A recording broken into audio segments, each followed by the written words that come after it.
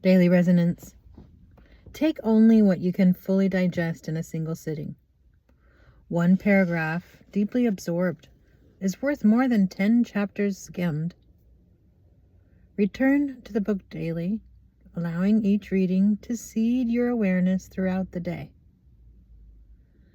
Notice how the vibrations of the world continue to move through you, even when the book is closed. The voice beyond words. Listen for what is not being said. Behind the words about sound is the sound. Behind the explanations about vibration lies the vibration itself.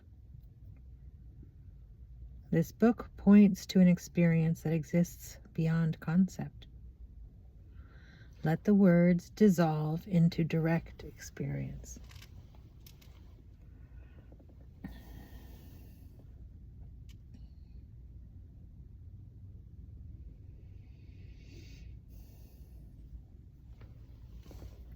The practical science. Unlike many contemplative texts, this book contains research, history, and scientific insights. Do not see these as separate from the mystical elements.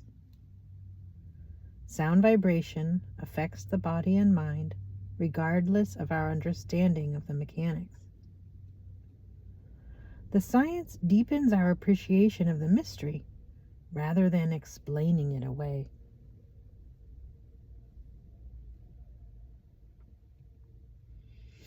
Most importantly, remember that this book is not teaching you something foreign to your nature.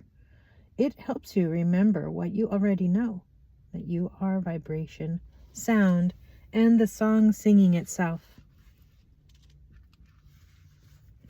The practices here are not acquiring something new, but removing what obstacles what has always been.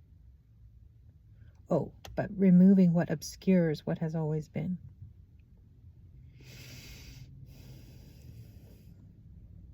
Listen not to learn, but to remember.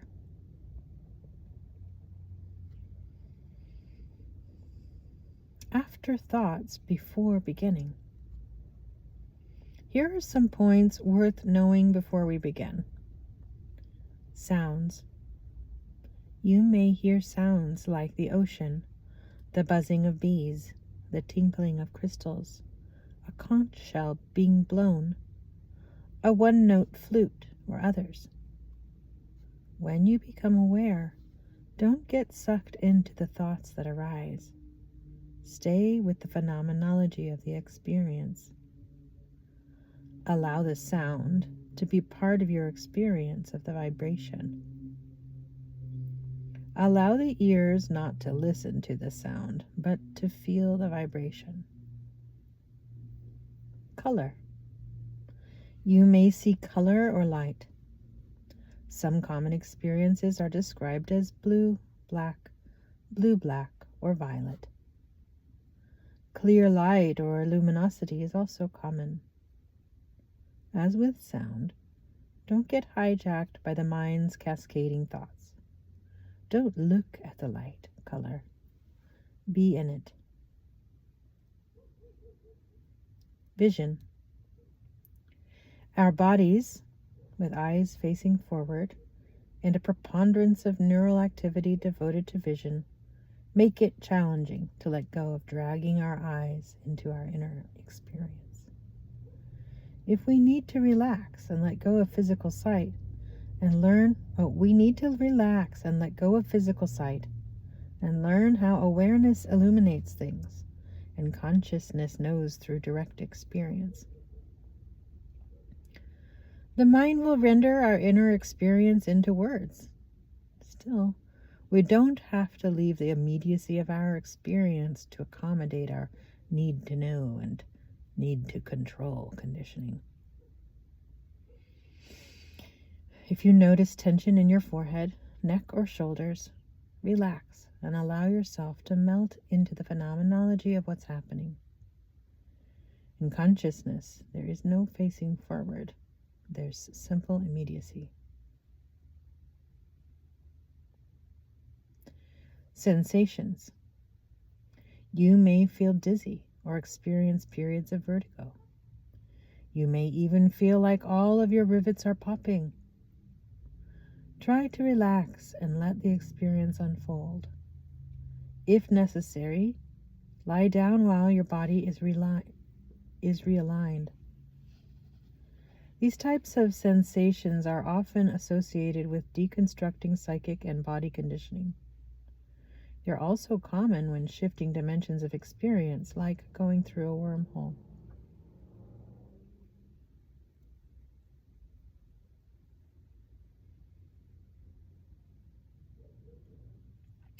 Thoughts Without a Thinker and Going to Pieces Without Falling Apart are two book titles by Mark Epstein that speak directly to our deepening experience. I'm not recommending the books, although I found them worth reading. I'm saying the titles point to specific mileposts on the path. Death. Adyashanti once said something like, "If meditation isn't scaring the hell out of you, you're not doing it right." Most of this has to do with the ego self's fear of annihilation and our cathexis to the body. There will be opportunities to explore death and attachment. Many opportunities. Change.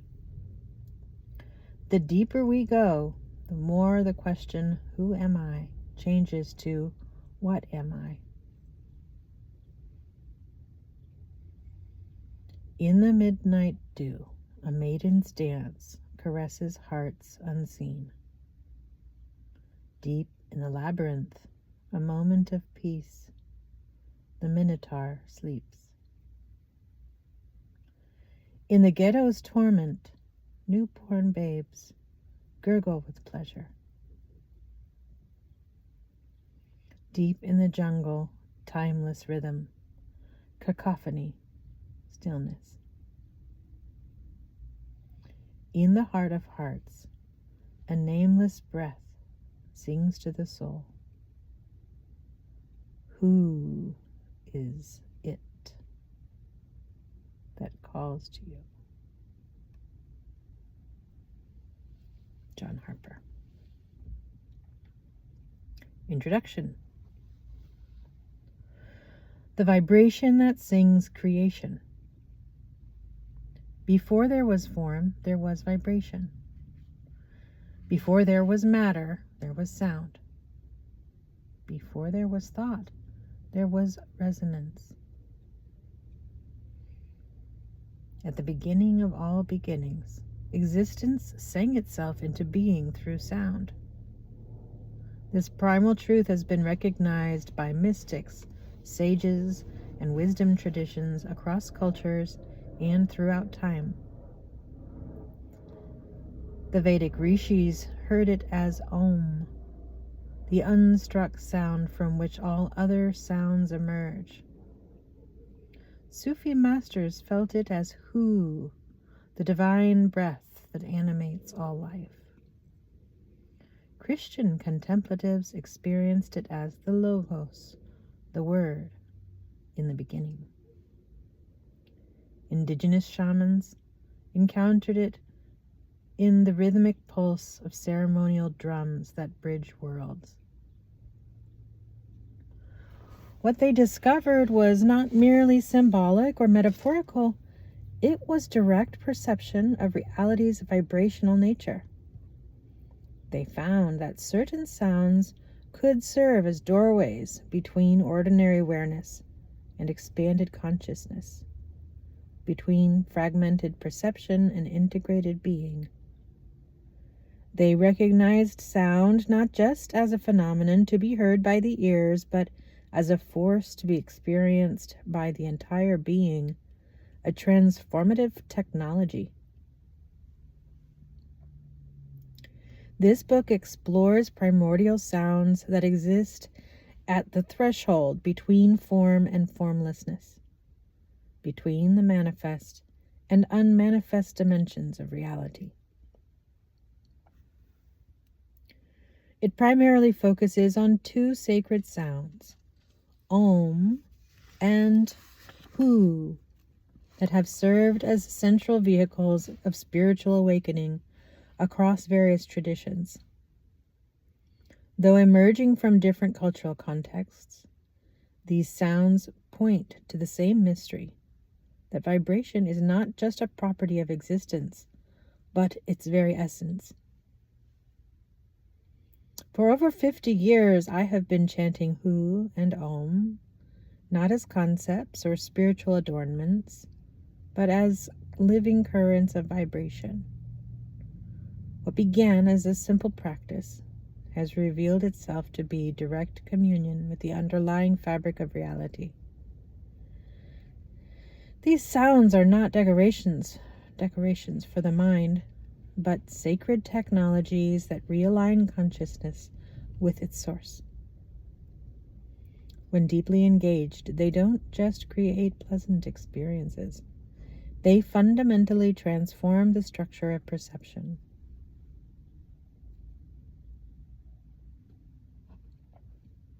This book weaves together ancient wisdom and contemporary understanding, mystical insight, and scientific discovery. We will explore sacred sounds, historical and cultural contexts, while remaining firmly grounded in direct experience. We will imagine how different traditions approach chanting and vibration, how sound affects consciousness through measurable effects on the brain and nervous system, and how to integrate these practices into daily life. But this is not merely an intellectual journey.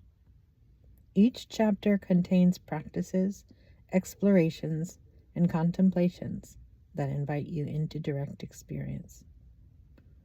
For it is only through your experience that the transformative power of sacred sound becomes more than information. Only through embodied practice that vibration becomes illumination.